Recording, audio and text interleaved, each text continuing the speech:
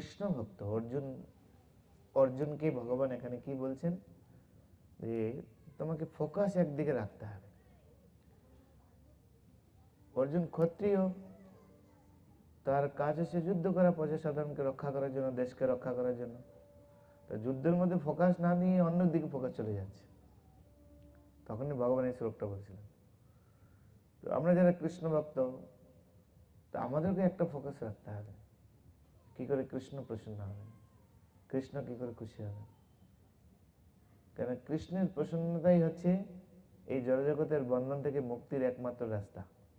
তা নাহলে জড়জগতের বন্ধন থেকে মুক্তির রাস্তা নেই। আমরা যদি সেই ফোকাস না করে যেন বিভিন্ন রকম কাজ করি, যত মত তত পথ, তাই না? আমাদের সনাতন ধর্মে যত মত আছে, অন্যান্য সম্প্রদায়ে কিন্তু কোনো মত নেই, একটাই মত। আমাদের সনাতন ধর্মে যত মত, নানা রকম মত। আমরা এখানে যারা যত লোক আছি, নানা রকম মত আছে হয়তো, কিন্তু কোনো মত করা যাবে না, একটাই মত থাকবে। আর সেই জন্য ভগবান কৃষ্ণ ভগবদ গীতায় লাস্টে সিদ্ধান্ত দিয়েছেন, সর্বধর্মান পরিত্যজ্য মামিকং শরণং ভজ, অহং তাং সর্ব পাপেভ্যো মোক্ষয়িষ্যামি মা শুচঃ। ব্যাস, এবার বিচার করে দেখুন, গীতা এমন একটি গ্রন্থ যে কেউ, বিবেক বিন্দা এই শ্লোকটা নিয়ে বিজনেসম্যানদেরকে বোঝায়, জাস্ট ফোকাস তোমার বিজনেসের মধ্যে তোমাকে ফোকাস করতে হবে, অন্যদিকে চিন্তা করলে হবে না। যদি তুমি ফোকাস করতে পারো তাহলে তুমি অবশ্যই, যারা বাবা মা এখানে আছেন, তাদের ফোকাস কিসের মধ্যে থাকা উচিত? সন্তানকে কি করে লালন পালন করব, তাদেরকে কি করে মানুষ করবো, আদর্শ চরিত্র গঠন করাবো, তাদেরকে সংস্কার দেব, ওর মধ্যেই ফোকাস থাকা উচিত। যদি ফোকাস না হলে তাহলে কি করে হবে না? সন্তানকে মানুষ করতে পারবে না, আপনি আপনার মতো চলছেন, সন্তান মতো চলছে, চলবে না। সেজন্য ভগবদ গীতা এমন একটি গ্রন্থ যেখানে আমরা অনেক কিছু আমরা পেতে পারি। এখন আমি আলোচনা করব, যেরকম ভগবান শ্রীকৃষ্ণ, আমরা যদি দেখতে চাই কৃষ্ণকে, যদি বিশ্লেষণ করি, একজন মহান দার্শনিক, এমন ফিলোসফি তিনি আমাদেরকে দান করেছেন যার একটা অক্ষরও আমরা কেউ পরিবর্তন করতে পারছি না, বা এর উপরে কিছু আছে কেউ বলতে পারবে না। এর উপরে কৃষ্ণ ভগবদ গীতায় যে ফিলোসফি দিয়েছেন সেই নিয়ে সবাই রিসার্চ করছে, কুল কিনারা খুঁজে পাচ্ছে না, তার উপরে বেস্ট কিছু আছে বলতেও কেউ পাচ্ছে না, ওই নিয়ে সবাই ভাঙিয়ে খাচ্ছে ছোটখাটো। বেস্ট ফিলোসফার কৃষ্ণ হচ্ছেন, বেস্ট আমাদের বন্ধু। বেস্ট বন্ধু অনেক রকমের আছে, বন্ধু, মিত্র, শরীর। বন্ধুর ক্যাটাগরি সাধারণত 3 রকম বলা হয়, বন্ধু, মিত্র, শরীর।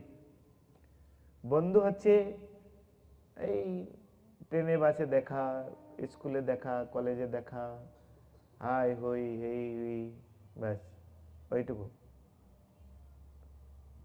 মিত্র আরেকটু কাছে, আমি যদি কোনো খাবার নিয়ে যাই, বন্ধুর সঙ্গে শেয়ারিং করি, এক নাও বাড়িতে নিমন্ত্রণ করে নিয়ে আসি, ও আমাকে বাড়িতে নিমন্ত্রণ করে শেয়ারিং করি, কোথাও গেলে একটু গিফট নিয়ে যাই, এটা হচ্ছে মিত্র, আর একটু কাছে। আর শরীর হচ্ছে সেই রকমের বন্ধু যারা শুধু আমাদের কল্যাণের কথা চিন্তা করে, আমার কিসে হিত হবে সেইটাই শুধু চিন্তা করে, তার বাইরে তাকে কোনো কিছুতেই তাকে খারাপ হতে দেয় না। আপনার যদি কেউ শরীর বন্ধু থাকে, আপনি যদি ড্রিঙ্ক করতে চাইবেন, ওই আপনার শরীর বন্ধু আপনাকে করতেই দেবে না, না তোমাকে আমি করতে দেবো না, খারাপ জিনিস, বাজে জিনিস। মিত্র আর বন্ধু ওইটাকে আপনাকে না করতে পারবে না, শরীর বন্ধু হলে কিন্তু সেটা আপনাকে করবে। আর কৃষ্ণ হচ্ছেন সেই আমাদের শরীর বন্ধু। আপনি দেখবেন ভগবদ গীতা, বেদ, পুরাণ, উপনিষদ, মহাভারত আদি সমস্ত শাস্ত্র গ্রন্থে তিনি আমাদের বর্ণনা করে দিয়েছেন যে আমাদের কি করা উচিত, কি করা উচিত নয়। শুধু তাই নয়, সেগুলো কি করে পালন করব তার জন্য তিনি এসেই জগতে এসে উপদেশ দেন। চৈতন্য মহাপ্রভু এসে তিনি আমাদেরকে দেখিয়ে দিয়ে গেছেন কি করা উচিত। বল কৃষ্ণ, ভজ কৃষ্ণ, কর কৃষ্ণ শিক্ষা। নিজে আচরণ করে রেখে দিয়েছেন, নিজে আচরণ করে। আবার যদি আমরা না বুঝতে পারি, তার মতো প্রভুপাদের মতো ভক্তদেরকে পাঠান এই জগতে। সংস্কৃত আমরা বুঝতে পারবো না, সেই জন্য প্রভুপাদ, ভক্তি সিদ্ধান্ত সরস্বতী ঠাকুর, ভক্তিবিনোদ ঠাকুর, সর গোস্বামী, আচার্যগণ তাদেরকে পাঠিয়ে আমাদেরকে বুঝাচ্ছেন কি করা আমাদের উচিত, কি করা আমাদের উচিত নয়। তারপর যদি না বুঝতে পারি, পরমাত্মা রূপে আমাদেরকে সহায়তা করার চেষ্টা করছেন। আপনি দেখবেন যে কোনো খারাপ কথা বা খারাপ কাজ করতে গেলে আপনার মন থেকে একটা বাধা আসবে। বিবেচনা করে দেখবেন, আপনি যখনই একটা খারাপ কোনো কিছু করতে যাচ্ছেন বা খারাপ চিন্তা আপনি করতে যাচ্ছেন, আপনার হৃদয় থেকে একটা বাধা আসবে। আর এই বাধা কে দিচ্ছেন? কে আমাদের হৃদয়ে কে বসে আছেন? পরমাত্মা। তিনি কিন্তু এই বাধা আমাদেরকে দিচ্ছেন।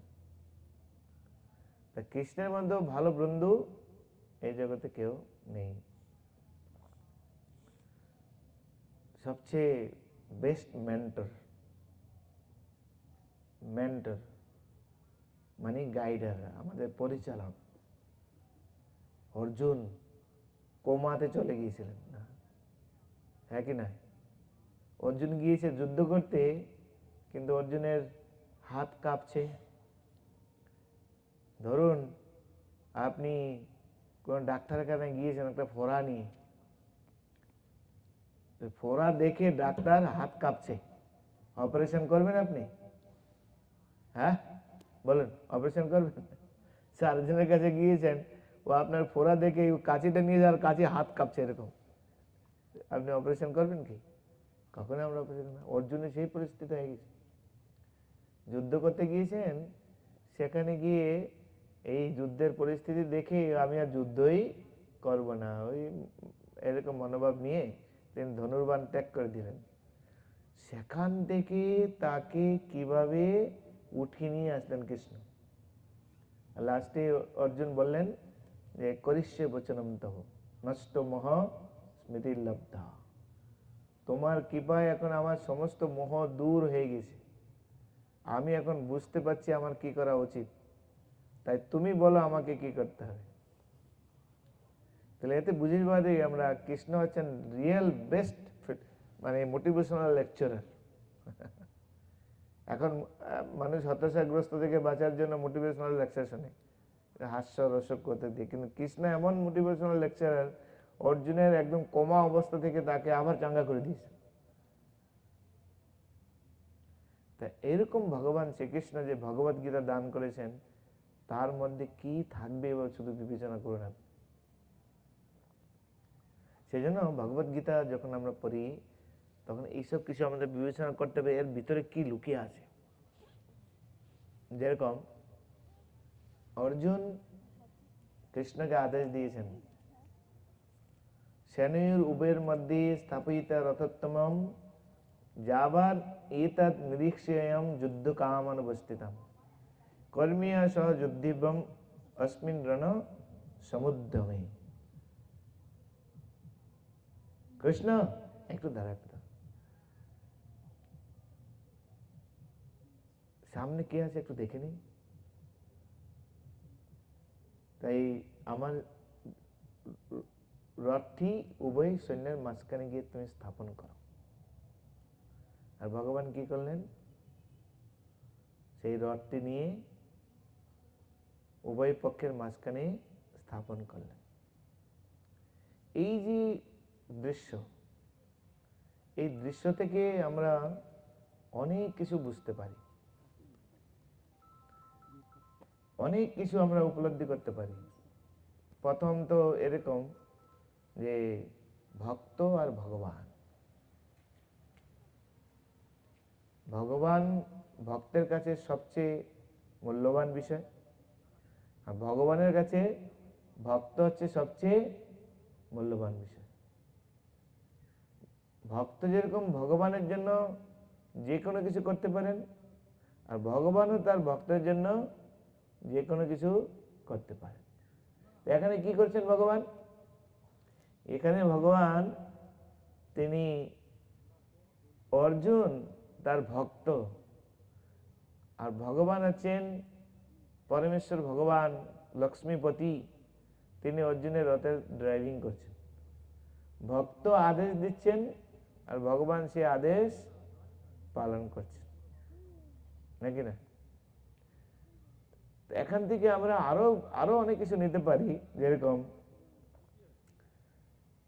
কখন একজন এরকম কাজ করতে পারে? ধরুন আপনার এরিয়াতে আপনি হচ্ছেন মালিক, বস,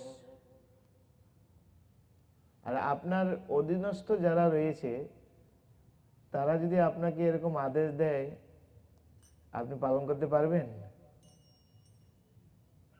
পালন করতে পারবেন? বলুন। আপনি টিচার, আপনার ছাত্র আপনাকে এরকম আদেশ দিয়েছেন, পারবেন করতে? পারবেন? পারবেন না। কিন্তু কখন পারবেন? যখন আপনি বস, আপনার অধীনস্থ ভক্তদের আপনি খুব ভালোবাসেন। আপনি শিক্ষক, যখন আপনি আপনার ছাত্রকে খুব ভালোবাসেন। আপনি মা, আপনি যখন আপনার সন্তানকে খুব স্নেহ ভালোবাসা দেন, তখন আপনি করতে পারবেন, তার আগে করতে পারবেন না। আপনি লিডার, আপনার অধস্তন যারা রয়েছে সদস্যা, তাদেরকে খুব স্নেহ এবং ভালোবাসেন আপনি, তখন আপনি করতে পারবেন, তার আগে কিন্তু করতে পারবেন না। তো এখানে আমরা দেখি যে ভগবান শ্রীকৃষ্ণ যেহেতু অর্জুনকে অত্যন্ত স্নেহ করেন, অত্যন্ত ভালোবাসেন, তাই তিনি ভগবান হলেও তিনি ভুলে গিয়েছেন আজকে ভগবান। শুধু ভক্তের সন্তুষ্টি বিধানের জন্য তিনি কাজ করছেন। কেন না? তিনি তাকে ভালোবাসেন। তো সেই জন্য বলা হয় যে যখন গুরু শিষ্য, লিডার